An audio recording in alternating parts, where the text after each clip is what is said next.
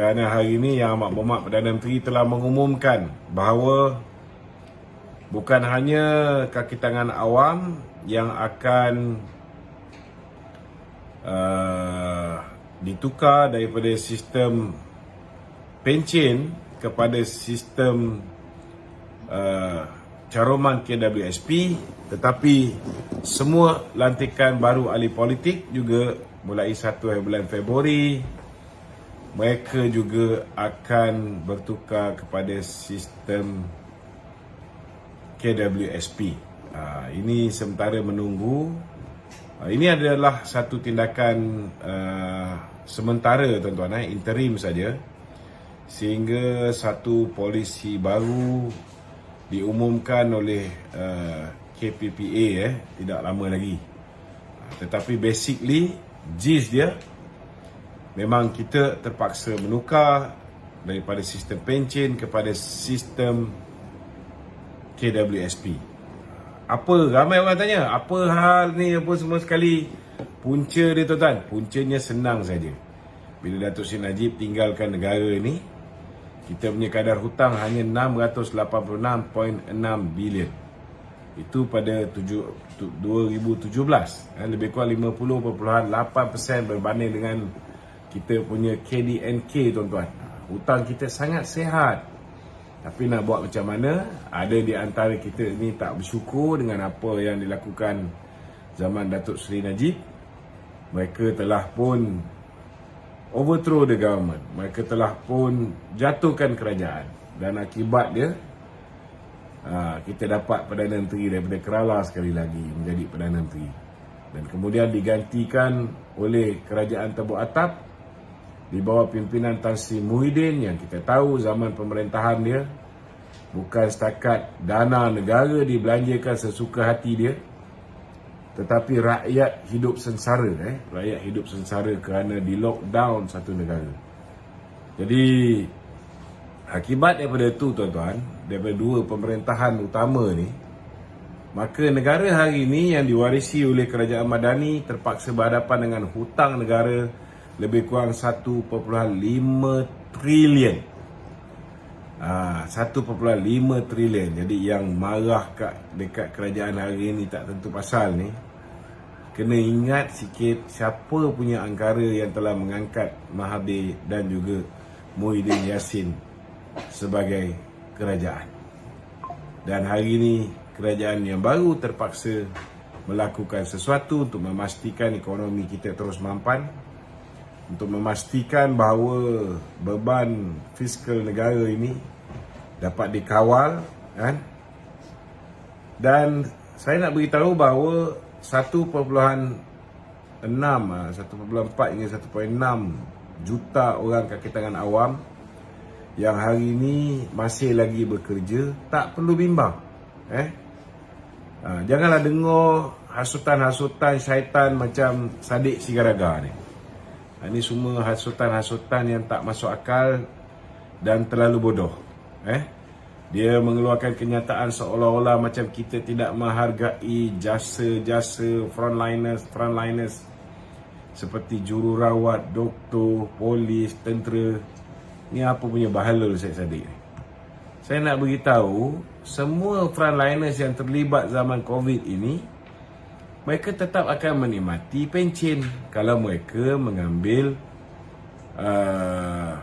sebagai penjawat awam, mereka memilih sistem pencen. Contohnya saya juga bekas penjawat awam daripada tahun 2010 sampai 2018, tapi saya mengambil sistem KWSP tuan-tuan. Dan yang mana ambil kontrak, pegawai-pegawai kontrak semua sekali, mereka ramai di antara mereka memang dah menggunakan sistem KWSP. Benda ni bukan benda yang baru. Benda ni dah biasa. Cuma sekarang kita ada 1.6 juta. Ni ada juga yang saya malah nak cakap kan. Kalau saya cakap bodoh, dia orang marah. Saya cakap bahalul, lagi lah dia orang marah. Cuma saya nak beritahu, janganlah terlalu mudah terperdaya dengan apa yang dilakukan oleh Perikatan Nasional. Memang kerja dia orang, mereka fitnah, mengatakan bahawa hari ini UMNO kerajaan tunduk dengan desakan Lim Guan Eng lah, desakan BAP untuk mengurangkan penjawat awam. Jangan jadi bodoh boleh tak? Cubalah dalam hidup kita ni, sekali seumur hidup kita ni, berhenti daripada diperbodohkan oleh puak-puak Perikatan Nasional ni. Tidak ada satu pun penjawat awam yang diberhentikan. Zaman Mahathir dulu, betul, banyak. Yang hari ini diputuskan oleh kerajaan, kan? Mulai 1 Februari, lantikan baru. Maknanya yang 1.6 juta ni tak ada orang kacau. Tetap sama.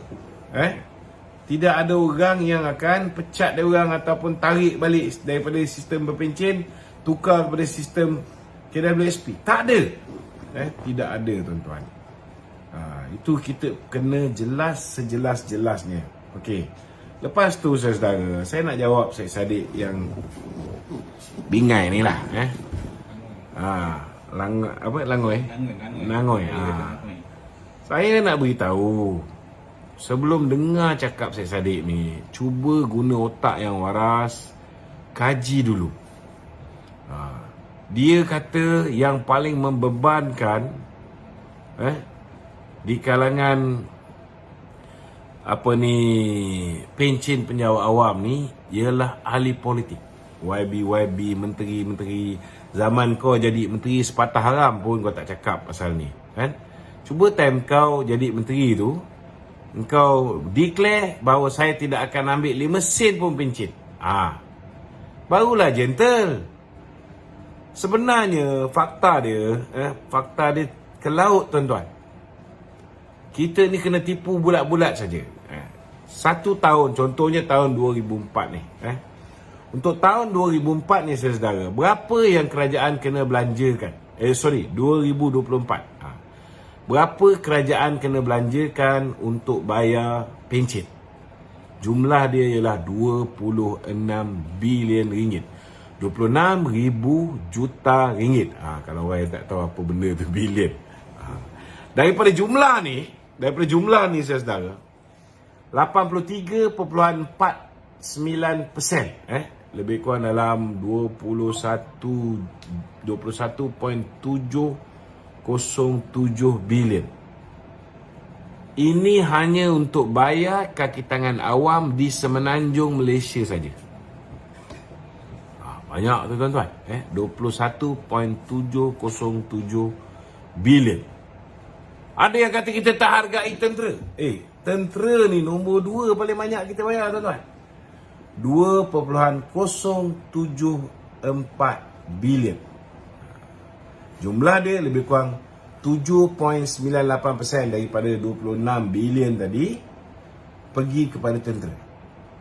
Nombor 3, polis. Sama juga. Siddiq Sigaraga ni kata kita tak menghargai polis. Tuan-tuan, kita bayar pencen untuk anggota polis ni 1.304 bilion. Lebih kurang 5.01%. 5% pergi kepada polis. Pesara di Sabah pula tak sampai 1%, tuan-tuan. 0.541 bilion. Dia 2% lah. 2.08%. Tak sampai pun 1 bilion. 0.541 bilion ringgit pergi kepada pesara di Sabah. Pesara di sebelah Sarawak 0.244 bilion. Lebih kurang 0.94%. Tak sampai 1%.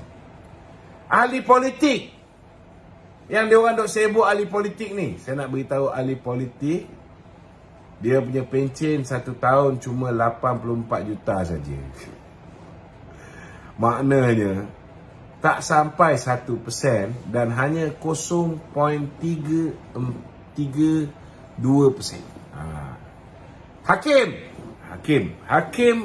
dia punya pencen 41 juta saja, tuan-tuan. Lebih kurang 0.16%. Askar Timbalan Setia Negeri Johor, tak lama lagi ada sebahagian yang akan berangkat pergi ke Istana Negara. Hanya 4 juta je, tuan-tuan.